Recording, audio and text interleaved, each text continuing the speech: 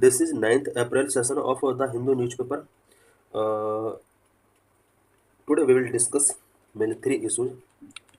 The first issue is Supreme Court pulls up Tamil Nadu governor, sets a deadline to clear bills. And the second issue is related to La Nina and El Nino.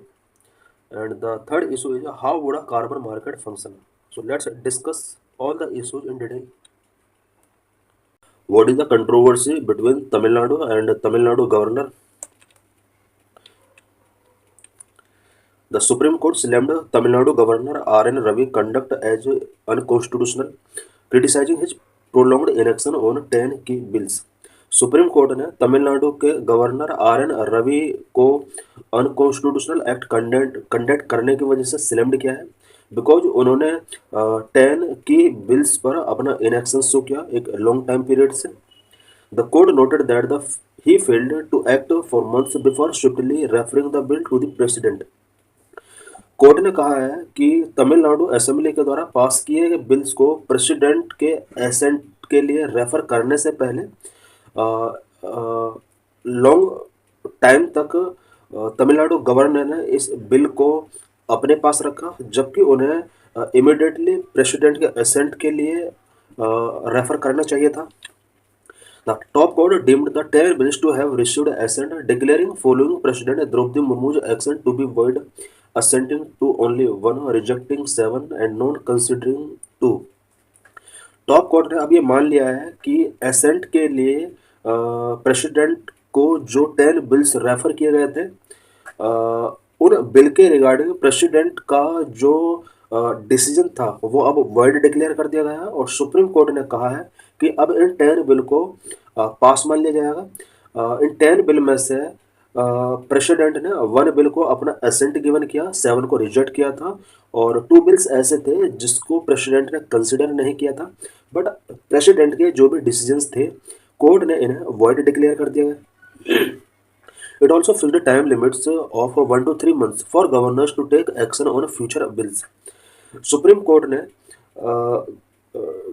ये यहाँ पर एक time limit fix कर दिया है कि किसी भी स्टेट असेंबली के द्वारा अगर कोई बिल पास किया जाता है गवर्नर को 1 से 3 मंथ के अंदर उस पर एक्शन टेकिंग करना होगा. इन फ्यूचर के लिए टाइम लिमिट सेट कर दिया है.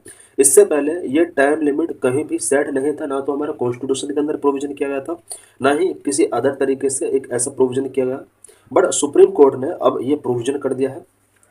The court said that a governor must be a friend, guide and philosopher to the state, not a hindrance. Court ने कहा है कि गवर्नर स्टेट का एक फ्रेंड है, गाइड है, फिलोसफर है, ना कि वो हिंड्रेंस है. What is the argument of Kerala state on this issue? जिस तरह से केरला असेंबली के द्वारा पास किए गए केरला के अंदर भी कुछ इस तरह के इंसिडेंट रहे हैं. अभी हम देख रहे हैं कि तमिलनाडु के अंदर इस तरह के इंसिडेंट है. केरला का क्या आर्गूमेंट है इस तरह के गवर्नर के बिहेवियर को लेकर? Kerala said through machination of the governor sent a decision on issue coming within the ambit of the state's legislative domain. Kerala state का कहना है कि गवर्नर का जिस तरह से मशीनेशन किया जा रहा है सेंट्रल गवर्नमेंट के द्वारा वो कहीं ना कहीं स्टेट लेजिस्लेटिव डोमेन में सेंट्रल गवर्नमेंट के डिसीजन का एक तरीके से फोर्सफुली तरीके से इस्टेब्लिश किया जा रहा है. It argued that the governor's power to reserve a bill for the consideration of the president is limited and confined to specific circumstances detailed in the proviso to Article 213 of the Constitution. Kerala state ने argue किया है कि governor की president के लिए refer करने की जो पावर है किसी भी बिल के रिगार्डिंग वो लिमिटेड है और इसके रिगार्डिंग कॉन्स्टिट्यूशन के आर्टिकल 213 में डिटेल प्रोविजन किए गए. The president also has not given any reason whatsoever for withholding assent. President ने भी किसी टाइप का यहाँ पर एसेंट को विदहोल्ड करने से रिलेटेड रीजन नहीं दिया है. इट मीन्स तमिलनाडु और केरला असेंबली के द्वारा पास किए गए बहुत सारे बिल्स एंड उन्हें जब प्रेसिडेंट के पास रेफर किया गया प्रेसिडेंट ने उन्हें एक लॉन्ग टाइम तक के लिए विदहोल्ड करके रखा बट प्रेसिडेंट की तरफ से विदहोल्ड करने के प्रॉपर रीजन गिवन नहीं किए गए. This is a highly arbitrary action violating Article 14, right to equality of the Constitution, Article 200, procedure for granting assent to bill, Article 201, procedure regarding bills reserved for consideration of the President. जिस तरह से किसी भी state के governor के द्वारा bill को एक लॉन्ग टाइम तक पेंडिंग करके रखा जा रहा है या प्रेसिडेंट के एसेंट के लिए उन्हें फॉरवर्ड नहीं किया जा रहा है, ये आर्टिकल 14, 200 एंड 201 का वायलेशन है।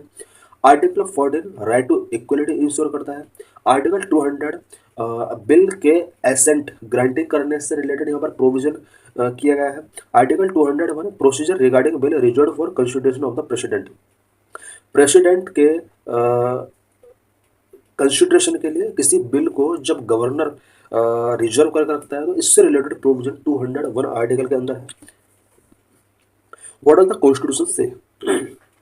Article 200 of the Constitution lay down that when a bill passed by state legislature is presented to the governor of their assent, they have four alternatives. May give assent to a bill, may withhold assent to the bill. ये यहाँ पर कुछ four conditions दी गई हैं। Constitution का article 200 के अंदर एक प्रोविजन किया गया है कि किसी भी स्टेट लेजिस्लेचर के द्वारा अगर कोई बिल पास कर दिया जाता है तो उसको गवर्नर प्रेसिडेंट के एसेंट के लिए या फिर गवर्नर स्टेट लेजिस्लेचर के द्वारा जो बिल पास किया जाता है उसको गवर्नर के पास फॉरवर्ड किया जाता है। लेकिन इनमें से कुछ बिल ऐसे होते हैं जो गवर्नर प्रेसिडेंट के एसेंट के लिए फॉरवर्ड कर सकता है। बट यहाँ पर दोनों ही केस में फोर अल्टरनेटिव्स हो सकते हैं। इट मीन्स गवर्नर या प्रेसिडेंट फोर यहाँ पर डिसीजन टेकिंग कर सकते हैं। Number 1, may give assent to the bill, वो इस टाइप के बिल को एसेंट गिवन कर सकते हैं। Number 2, may withhold assent to the bill, that is reject the bill, in which case the bill fail to become law. Governor या president चाहे तो वो बिल के एसेंट को विदहोल्ड करके रख सकते हैं। Number 3, may return the bill if it is not a money bill for reconsideration of the state legislature. Governor और प्रेसिडेंट बिल को स्टेट लेजिस्लेचर के द्वारा अगेन रिकंसिडरेशन के लिए रिटर्न कर सकते हैं। बट अगर मनी बिल है तो उसको रिटर्न नहीं किया जा सकता गवर्नर या प्रेसिडेंट के द्वारा, इस पर इसको असेंट गिवन करना ही होगा। Number 4, may reserve the bill for the consideration of the president. Governor चाहे तो प्रेसिडेंट की कंसिडरेशन के लिए इस बिल को रिजर्व करके रख सकता है। Governors are required to act as per the advice of the council of ministers. Governors के लिए यहाँ पर प्रोविजन किया गया है कि काउंसिल ऑफ मिनिस्टर के एडवाइस के बेस पर उसको वर्क करना चाहिए। Governor must reserve only certain bills like those with reduce the power of the high court for the consideration of the president. Governor को कुछ सर्टेन बिल्स को ही president के एसेंट के लिए फॉरवर्ड करना चाहिए, प्रेसिडेंट के एसेंट के लिए रिजर्व करना चाहिए। स्पेशली एग्जाम्पल के तौर पर कोई अगर ऐसा बिल इंट्रोड्यूस किया गया है जिससे हाई कोर्ट की पावर रिड्यूस हो रही है तो इससे रिलेटेड जो बिल है उसको गवर्नर रिजर्व करके रख सकता है। दे may also reserve bill on concurrent list that are repugnant to a union law based on ministerial advice. Governor चाहे तो ऐसे बिल्स को भी प्रेसिडेंट की एसेंट के लिए या फॉरवर्ड करने के लिए रिजर्व कर सकता है जो कि कॉन्करेंट लिस्ट से रिलेटेड है। Constitution does not lay down any time limit within which the governor is required to make a decision.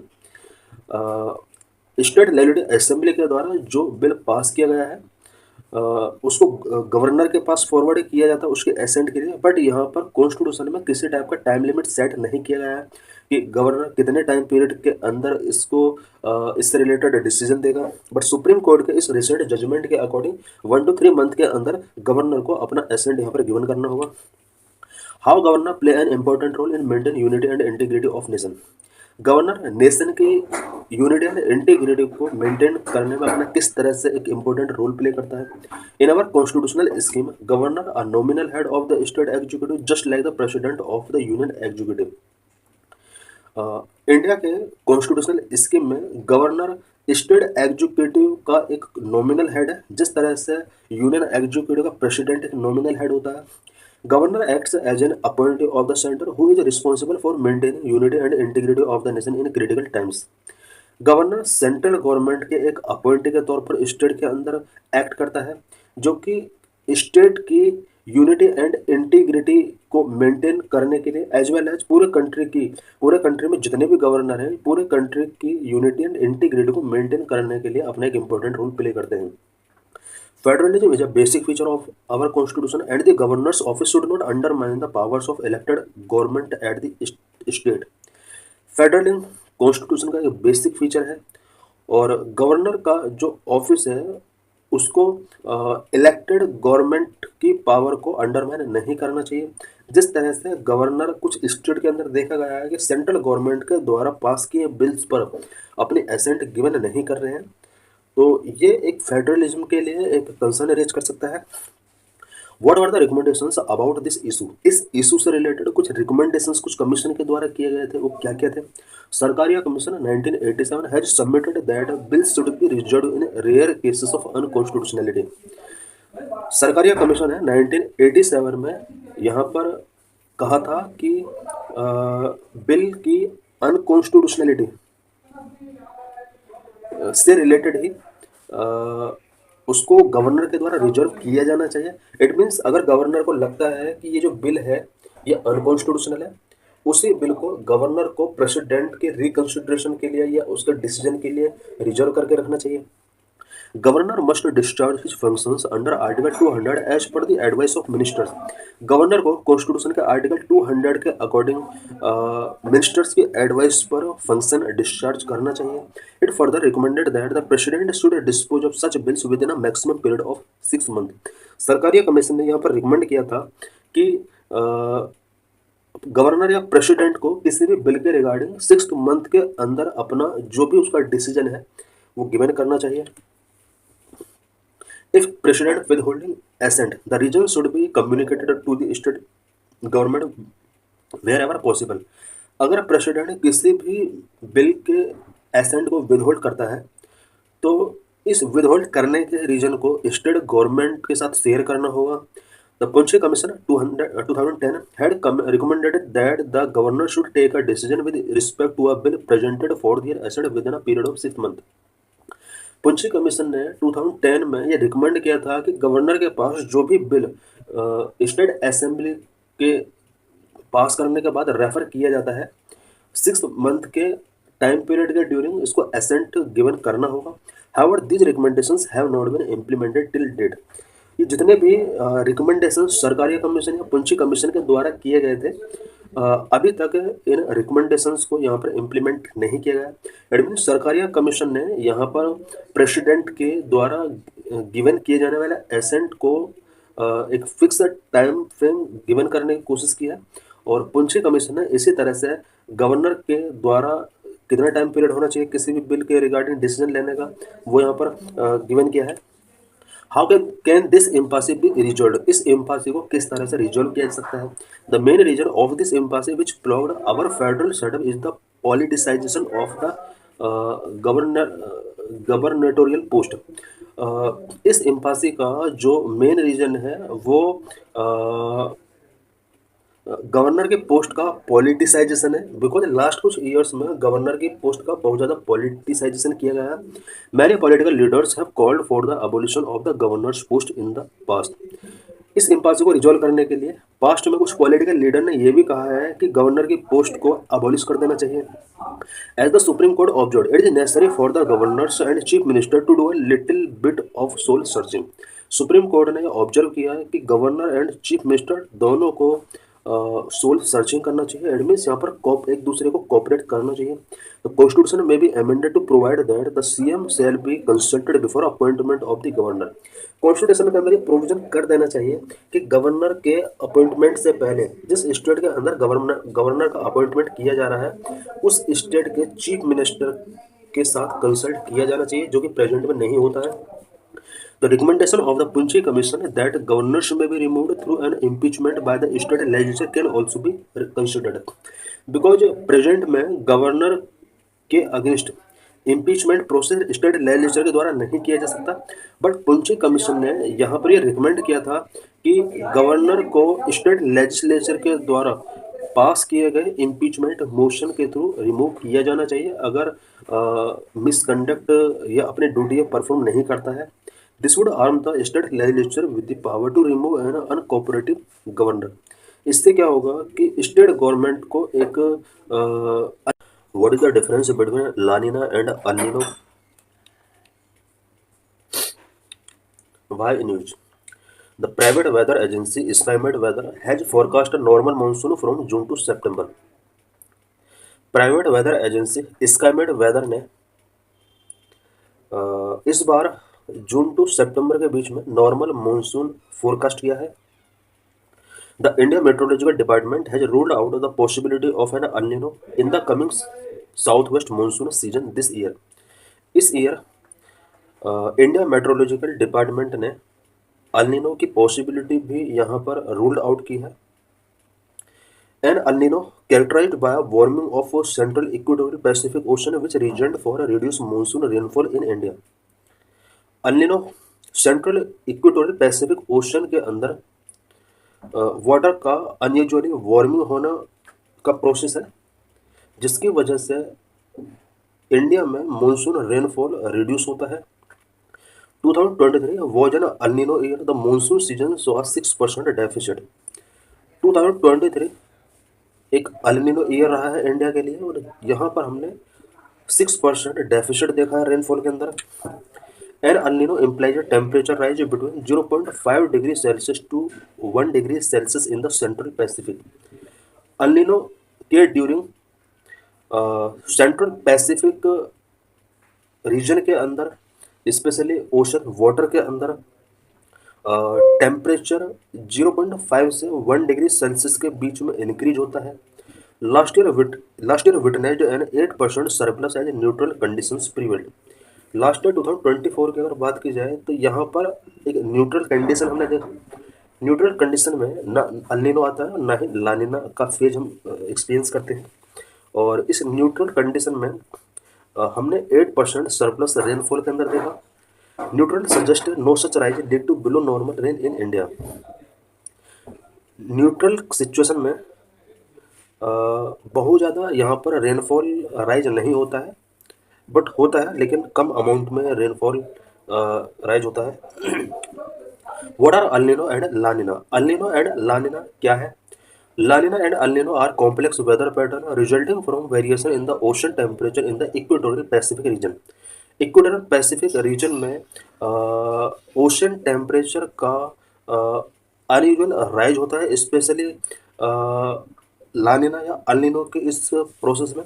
It means La Nina and El Nino कुछ कॉम्प्लेक्स वेदर पैटर्न है जो कि equatorial Pacific region के ocean water में temperature में variation की वजह से रेज जनरेट होते हैं। They are opposite phases of the El Nino southern oscillation cycle. La Nina and El Nino ENSO El Nino southern oscillation के अपोजिट फेजेज हैं। The ENSO cycle describe the fluctuations in the temperature between the atmosphere and ocean in the east central equatorial Pacific. ENSO cycle क्या होता है? ENSO cycle east central equatorial Pacific region के अंदर atmosphere और ocean के बीच में temperature में जो फ्लक्चुएशंस होते हैं उसको ये डिस्क्राइब करता है। El Nino and La Nina episode typically last 9 to 12 months but some prolonged events में last for years. El Nino and La Nino episode typically 9 to 12 months तक ये कंटिन्यू रह सकते हैं, लेकिन कुछ केसेस में ये इवेंट कुछ ईयर्स तक भी रीच हो सकते हैं। El Nino is a climate pattern that caused due to unusual warming of surface water in the eastern tropical Pacific Ocean. El Nino एक क्लाइमेट पैटर्न है जो कि ईस्टर्न ट्रॉपिकल पैसिफिक ओशन के सरफेस वाटर के unusual warming होने की वजह से जनरेट होता है। It is the warm phase of the El Nino southern oscillation. ENSO का ये एक वार्म फेज है। It occurs more frequently than La Nina. El Nino La Nina के कंपेयर में मोर फ्रिक्वेंटली अकर होता है। La Nina, the cool phase of ENSO is a pattern that caused due to the unusual cooling of tropical eastern Pacific. La Nina भी एक climate pattern है और ये cool phase है ENSO का, जो कि ट्रॉपिकल ईस्टर्न पैसिफिक वाटर के अनयूजुअल कूलिंग की वजह से कॉज होता है। La Nina इवेंट्स में last between 1 to 3 years, unlike El Nina which usually last no more than 1 year. La Nina event 1 to 3 years के बीच में ये लॉन्ग टाइम के लिए हो सकता है, जबकि एल नीनो इतना लॉन्ग पीरियड के लिए नहीं हो सकता, वो 1 year से ज़्यादा के लिए एक्सटेंड नहीं होता है। Both phenomena tend to peak during the northern hemisphere winter. ये दोनों फेनोमेना तब पीक पर होते हैं जब नॉर्थर्न हेमिस्फीयर में विंटर होता है। इट मीन्स इंडिया में जिस टाइम पर समर सीजन होता है उस टाइम पर ये दोनों जो फेजेज हैं ये अपने पीक पर होते हैं। During La Nina years India receive normal और above normal rainfall during the monsoon season. जिस ईयर लानिना हम एक्सपीरियंस करते हैं, इंडिया के अंदर नॉर्मल और अबव नॉर्मल रेनफॉल होता है। Yet the same phenomena called drought in Africa and intensified hurricanes over the Atlantic ocean. La Nina years में एक तरफ हमारे इंडिया में नॉर्मल और अबाउट नॉर्मल रेनफॉल होता है, वहीं अफ्रीका की अगर बात की जाए तो इस टाइम के ड्यूरिंग अफ्रीका में ड्रॉट्स आते हैं एंड अटलांटिक ओशन में इंटेंसिफाई हरिकेन्स इंटेंसिफाई होते हैं। Conversely, the El Nino brings extreme summers and drought in India while increasing rainfall in the southern United States. El Nino India के अंदर summers and drought लेकर आता है और इसी टाइम के ड्यूरिंग सदर्न यूएस के अंदर रेनफॉल बहुत ज़्यादा होता है। El Nino was first recognized by Peruvian fishermen off the coast of Peru as unusually warm water. El Nino को पहली बार पेरुवियन फिशरमैन के द्वारा पेरुवियन कोस्ट पर रिकॉग्नाइज किया गया था बिकॉज वहाँ पर उन्होंने अनयूजुअली वार्म वाटर देखा। The Spanish immigrants call the El Nino which means the little boy in Spanish. Spanish immigrants ने इसको El Nino ने नेम गिवन किया बिकॉज स्पेनिश लैंग्वेज में El Nino का मीनिंग लिटिल बॉय होता है। La Nina which means little girl in Spanish, it is also sometimes called El Viejo, anti El Nino और simple या कोल्ड इवेंट। लानिना जिसका मीन द लिटिल गर्ल होता है स्पेनिश लैंग्वेज में, इसको कभी कभी अल्विंजो, एंटी अल्निनो या सिंपली कोल्ड इवेंट के नाम से भी इसको जाना जाता है। लानिना and El Nino in recent years, the pattern of temperature keep confusion alive.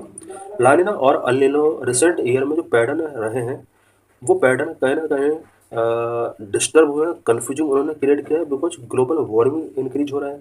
While the La Nina was expected to emerge by July last year, but it was not. Last year ऐसा expect किया गया था कि जुलाई में लानिना emerge हो सकता है, but ऐसा नहीं हुआ।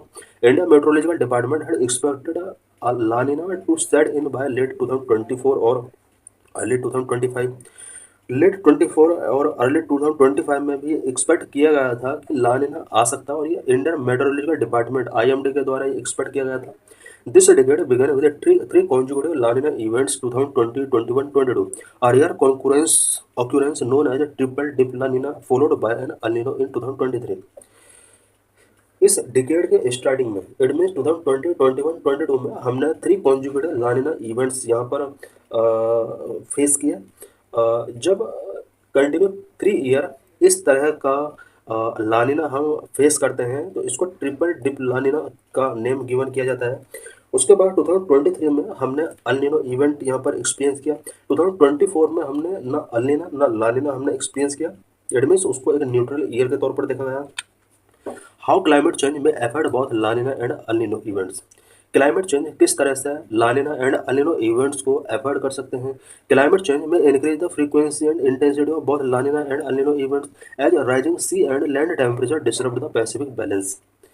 Climate change La Nina and El Nino की इंटेंसिटी एंड फ्रीक्वेंसी को इंक्रीज कर सकते हैं because sea and land temperature जिस तरह से राइज हो रहा है इससे पैसिफिक इम्बैलेंस हो रहा है।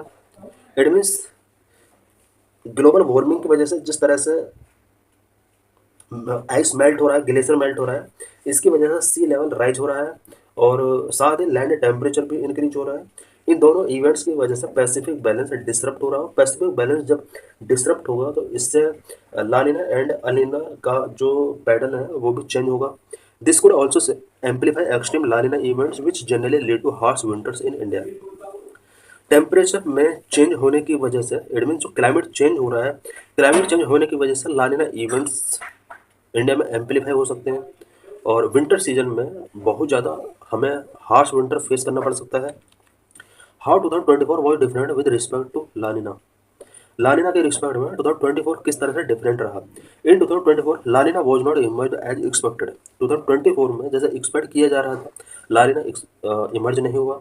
Historically, the La Nina has usually formed during the monsoon or the pre-monsoon period, and it has formed only twice between October and December since 1950.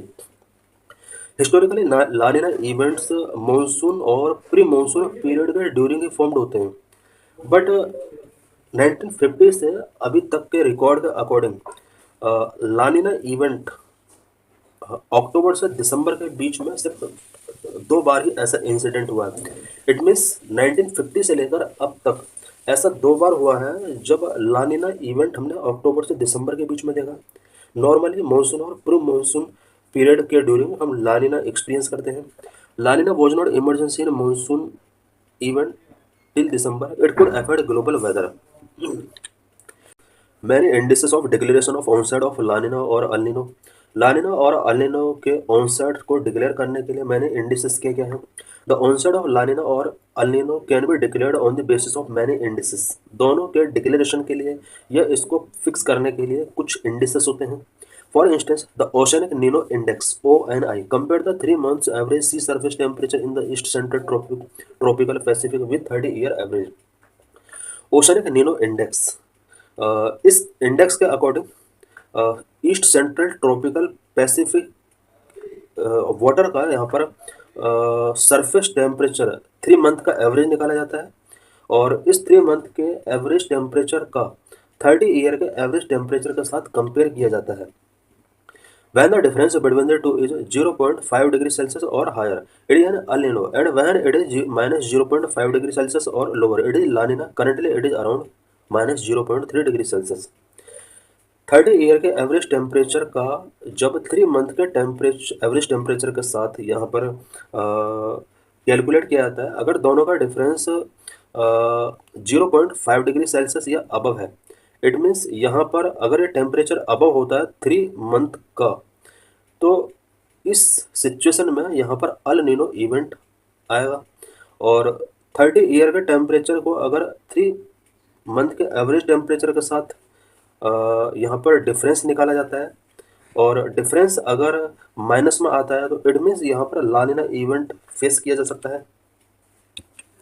How El Nino and La Nina affect monsoon and weather. La Nina and El Nino किस तरह से monsoon और weather को affect करते हैं। El Nino summers are relatively harsher as was the case in April last year when India experience intense record breaking heat waves. El Nino events जो होते हैं या अल नीनो समर्स जो होते हैं वो रिलेटिवली हार्शर होते हैं। जिस तरह से लास्ट ईयर हमने अप्रैल में देखा, इंडिया ने record breaking heat wave experience किए थे। If a La Nina arrive and persist into the summer of 2025, it may offer relief from the high heat.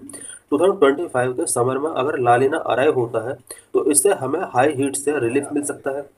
El Nino offer disrupt monsoon. El Nino monsoon को disrupt कर सकता है with India historically receiving below average rainfall during at least half of all Al Nino years since 1871। El Nino climate pattern की वजह से हमारे India का यहाँ पर एवरेज रेनफॉल पैटर्न चेंज होता है और अल नीनो ईयर्स में यहाँ पर मानसून रेनफॉल जो होता है वो हाफ से भी कम रेनफॉल होता है। La Nina promotes robust monsoon by the normal or above normal rainfall in the La Nina years as of 2020, 21 and 22।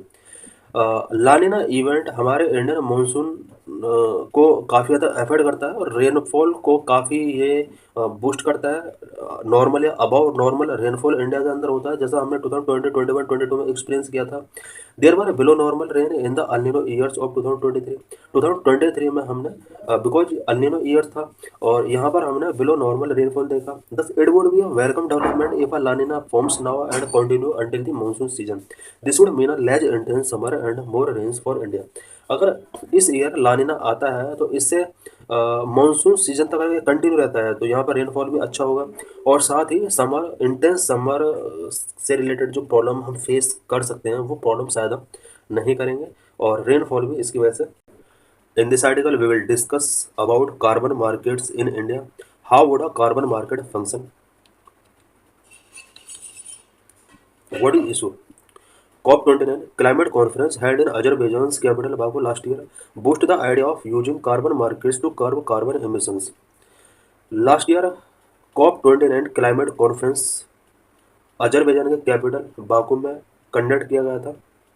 ये क्लाइमेट कॉन्फ्रेंस बहुत ही इम्पोर्टेंट रहा बिकॉज इस कॉन्फ्रेंस के अंदर कार्बन एमिशंस को कर्व करने के लिए कार्बन मार्केट के आइडिया को इस कॉन्फ्रेंस के अंदर बूस्ट किया गया। This conference approved standard that can help in setting up of an international carbon market in the coming year. इस कॉन्फ्रेंस के अंदर कमिंग ईयर में इंटरनेशनल कार्बन मार्केट को सेटअप करने के लिए कुछ स्टैंडर्ड अप्रूव किए गए। What is carbon market? Carbon market क्या होता है?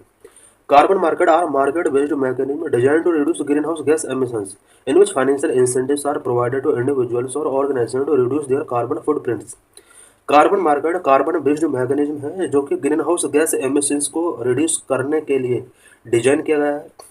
कार्बन मार्केट के अंदर इंडिविजुअल्स और ऑर्गेनाइजेशंस को कार्बन फुटप्रिंट्स को रिड्यूस करने के लिए फाइनेंशियल इंसेंटिव्स प्रोवाइड कराए जाते हैं।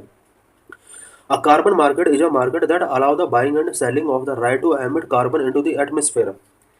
कार्बन मार्केट एक ऐसी मार्केट है जिसमें एटमॉस्फेयर में कार्बन एमिट करने के राइट को बाय या सेल किया जा सकता है। It means her person carbon emit करता है एटमॉस्फेयर में। कार्बन एमिट करने का थोड़ा थोड़ा सभी को राइट मिला हुआ है, बिकॉज डेवलपमेंट इसी पर डिपेंड है। वो अपने इस राइट को बाय कर सकता है, सेल कर सकता है। Carbon markets operate on the principle of cap and trade, where a government और regulatory body set a cap on the total amount of green house gas emission. Carbon market cap and trade principle के base पर ऑपरेट किया जाता है, जहां पर government या regulatory body green house gas emission के टोटल अमाउंट को यहाँ पर उस पर एक कैपिंग करने का काम करता है। इट मीन्स गवर्नमेंट और रेगुलेटरी बॉडी किसी पर्टिकुलर फैक्ट्री इंडस्ट्री जो कि कार्बन फुटप्रिंट्स एनवायरनमेंट के अंदर रिलीज कर रही है, उसके लिए यहाँ पर एक फिक्स अमाउंट क्लियर कर दिया जाएगा कि उससे ज़्यादा ये फैक्ट्री या इंडस्ट्री कार्बन फुटप्रिंट्स एमिट नहीं कर सकते, और अगर करना है तो उसको कुछ कार्बन क्रेडिट्स बाय करना होगा। Government can issue certificate called carbon credits that allow to emit a certain amount of carbon into the atmosphere. Government carbon credit से रिलेटेड कुछ सर्टिफिकेट इशू कर सकती है। अगर किसी पर्सन को गवर्नमेंट से ये सर्टिफिकेट मिल जाता है, it means carbon credit certificate अगर मिल जाता है, तो वो पर्सन सर्टेन अमाउंट तक एटमॉस्फेयर में कार्बन एमिट कर सकता है। 1 carbon credit equal to 1000 kilogram of CO2। अगर किसी पर्सन ने 1 कार्बन क्रेडिट बाय किया है, सेल किया है, इसका मीनिंग है कि ये 1000 किलोग्राम और ऑफ CO2 के इक्विवेलेंट है। इट मीन्स अगर मैंने एक कार्बन क्रेडिट बाय किया तो मैं यहाँ पर 1000 kg CO2 एमिट कर सकता हूँ। Government can control how much carbon is released into the environment by limiting the number of carbon credits that are issued. Government ये फिक्स कर सकती है कि एनवायरनमेंट के अंदर कितना कार्बन रिलीज किया जाएगा, और इसको लिमिट करने के लिए यहाँ पर कार्बन क्रेडिट के इशू को लिमिट किया जा सकता है। It means government carbon credit के इशू को लिमिट करके इन्वायरमेंट में कार्बन रिलीज को कंट्रोल कर सकती है। यहाँ पर डिमांड एंड सप्लाई के बेस पर जिस तरह से इकोनॉमी वर्क करती है, उसी के बेस पर यहाँ पर गवर्नमेंट को अगर लगता है कि कार्बन बहुत ज़्यादा एमिट हो रहा है, तो गवर्नमेंट इमिडिएटली इससे रिलेटेड सर्टिफिकेट को रिड्यूस कर सकती है। Any one person who does not hold carbon credit to their name would not be allowed to emit any carbon into the atmosphere. अगर किसी पर्सन के पास कार्बन क्रेडिट नहीं है तो उस पर्सन को एटमॉस्फेयर में कार्बन एमिट करने के लिए अलाउड नहीं किया जाएगा। Carbon credit were first used in 1990s in the US on the basis of the cap and trade model to control the emission of sulphur dioxide. 1990s में carbon credit का first US के द्वारा use किया गया था। वहाँ पर sulphur dioxide को के एमिशन को रिड्यूस करने के लिए कार्बन क्रेडिट यूज किया गया था, और ये कैप एंड ट्रेड मॉडल के बेस पर इसको यूज किया गया। Individuals and firms that hold carbon credit but they do not use can sell their credit to interested buyer. किसी भी इंडिविजुअल या फर्म्स के पास अगर कार्बन क्रेडिट है और वो उसको यूज नहीं कर पा रहा है, वो उस कार्बन क्रेडिट को इंटरेस्टेड बायर को सेल कर सकते हैं।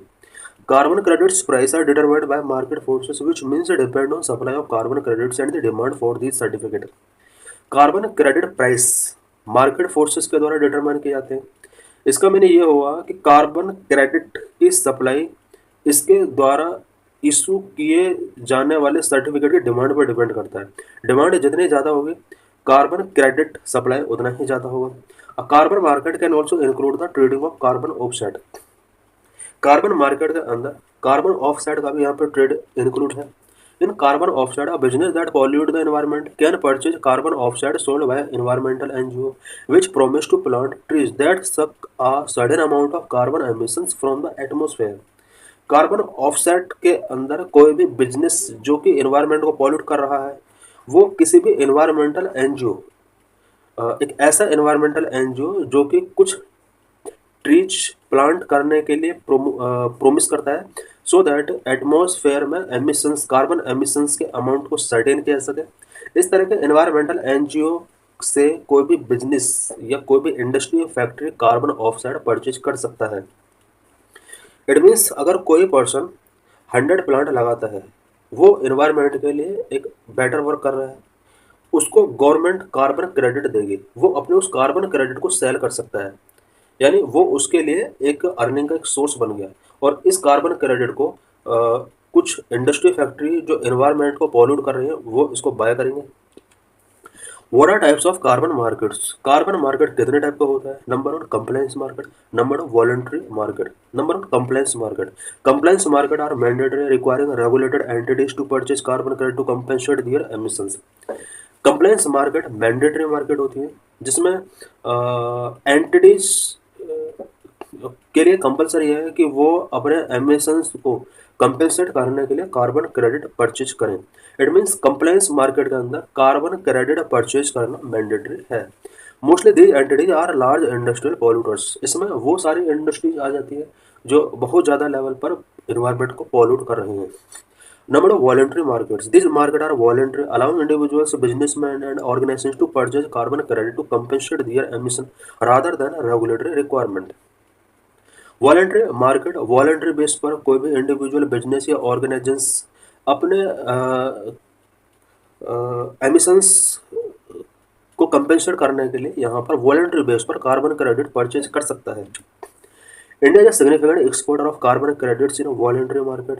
Its credit worth is between USD 200 to 300 billion per year and accounting for 17% of global supply in 2022.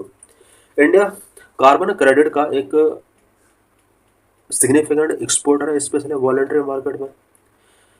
इसके कार्बन क्रेडिट का जो वर्थ है वो 200 300 बिलियन यूएसडी के बिटवीन है पर ईयर। इंडिया 200 से 300 बिलियन यूएसडी का कार्बन वर्थ रखता है। 2022 में ग्लोबली सप्लाई का 17% कार्बन क्रेडिट इंडिया ने एक्सपोर्ट किया था।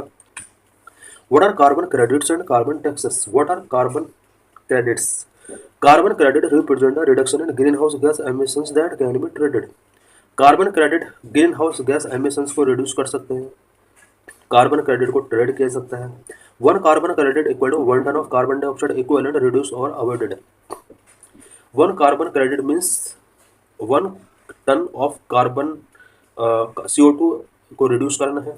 Carbon credits can be generated through various activities such as preventing deforestation और promoting reforestation. Carbon credits various activities के थ्रू जनरेट किए जा सकते हैं। अगर कोई ऑर्गेनाइजेशन या एनजीओ या कोई भी इंडिविजुअल रिफॉरेस्टेशन को प्रिवेंट करता है और डिफॉरेस्टेशन को प्रिवेंट करता है, रिफॉरेस्टेशन को प्रोमोट करता है, तो इससे कार्बन क्रेडिट जनरेट किया जा सकता है by implementing energy efficient technology, reducing waste और transitioning to renewable energy sources. कोई एनजीओ अगर एनर्जी एफिशिएंट टेक्नोलॉजी का यूज कर रहा है, वेस्ट को रिड्यूस कर रहा है, रिन्यूएबल एनर्जी सोर्सेज की तरफ अपने आप को ट्रांजिट कर रहा है, इसके थ्रू भी कार्बन क्रेडिट जनरेट किए जा सकते हैं। What is carbon taxes? Carbon taxes are taxes that direct levy on emission of greenhouse gases. Government के द्वारा ग्रीन हाउस गैस के एमिशन पर कुछ डायरेक्ट टैक्स यहाँ पर लेवी किया जाता है। This is known as carbon tax.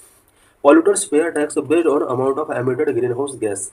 पॉल्यूटर्स जितने भी हैं ये अपने द्वारा एमिट किए जाने वाले ग्रीन हाउस गैस के अमाउंट के बेस पर टैक्स पेमेंट करते हैं। For the government, carbon tax generate revenue which can be used to fund climate mitigation and adaptation project और reduce other taxes. गवर्नमेंट के लिए कार्बन टैक्स बहुत ही important है बिकॉज इसके थ्रू गवर्नमेंट को रेवेन्यू जनरेट होता है और इस रेवेन्यू का climate mitigation and adaptation project पर फंडिंग इसके थ्रू किया जा सकता है। What are the current government initiatives to related to carbon market in India? India में कार्बन मार्केट से रिलेटेड सेंट्रल गवर्नमेंट के द्वारा क्या क्या इनिशिएटिव्स टेकिंग किए गए हैं। Number 1 carbon credit trading system. India के अंदर carbon credit trading system launch किया गया based on the environment production at 1986। India launch the CCTs to reduce green house gas emissions by trading carbon credit certificate. Environment protection act 1986 के base पर India ने green house gas emissions को reduce करने के लिए CCTG यहाँ पर launch किया। और इसको इसलिए लॉन्च किया सो दैट इन्वायरमेंट में जो ग्रीन हाउस गैस एमिशंस बहुत ज़्यादा हो रहे हैं इसको कंट्रोल किया जा सके। In India, the compliance of CCTG will commence in 2025-26, which allow non-obligated entities to participate and trade carbon credit certificate. India के अंदर कार्बन क्रेडिट ट्रेडिंग सिस्टम 2025-26 से यहाँ पर कमेंस होगा, यानी इस ईयर से ये कमेंस होने वाला है। और कार्बन क्रेडिट ट्रेडिंग स्कीम के अंडर किसी भी कार्बन क्रेडिट सर्टिफिकेट्स को ट्रेड किया जा सकता है और इसमें नॉन ऑब्लिगेटेड एंटिटीज भी पार्टिसिपेट कर सकते हैं। Number 2, currently other existing scheme. Carbon credit से रिलेटेड करंट में क्या क्या एग्जिस्टिंग स्कीम्स हैं? Perform, achieve and trade scheme and renewable energy certificate system are existing market based emission reduction scheme in India. ये mainly emission reduction based scheme है। It means perform, achieve and trade, ये पहली scheme है। दूसरा renewable energy certificate, ये दूसरी scheme है। और दोनों ही स्कीम का जो मेन ऑब्जेक्टिव है वो emission reduction, market based emission reduction scheme है। Number 3, verification and monitoring. The National Steering Committee for Indian Carbon Market and the Bureau of Energy Efficiency are responsible for monitoring, reporting and verification process of carbon credit. Carbon credit के monitoring, reporting and verification process को ensure करने के लिए national steering committee for Indian market and bureau of energy efficiency, ये दो यहाँ पर organisation है जो रिस्पॉन्सिबल है। Significance of carbon market. Carbon market के क्या क्या सिग्निफिकेंस है? Carbon market are important because they help to reduce emission, ये एमिशन को रिड्यूस करने में हेल्प करते हैं। Carbon market includes activity that reduce और remove emission which can help to achieve the Paris agreement goal. Carbon market ऐसे activities include हैं इसके अंदर जो कि एमिशंस को रिमूव या रिड्यूस कर सकते हैं और पेरिस एग्रीमेंट गोल को अचीव करने में इसका एक इम्पोर्टेंट रोल हो सकता है। Number 2, incentivize investment. Carbon market can encourage companies to invest in cleaner technologies and energy resources. Carbon market companies को क्लीनर टेक्नोलॉजीज में इन्वेस्ट करने के लिए एनकरेज कर सकते हैं। Number 4, provide revenue. Carbon market can provide revenue to government to fund public project such as cleaner technology. Carbon market government के लिए रेवेन्यू प्रोवाइड करा सकते हैं so that public project such as cleaner technologies के लिए funding की जा सके। Number 4, benefit local communities. Carbon project can create green jobs, improve biodiversity and environmental protection and help with climate adaptation and resilience. Carbon project green job create कर सकते हैं local communities के लिए, बायोडाइवर्सिटी एंड एनवायरमेंटल प्रोडक्शन को improve कर सकते हैं and climate adaptation and resilience को ये अपना हेल्प प्रोवाइड करा सकते हैं।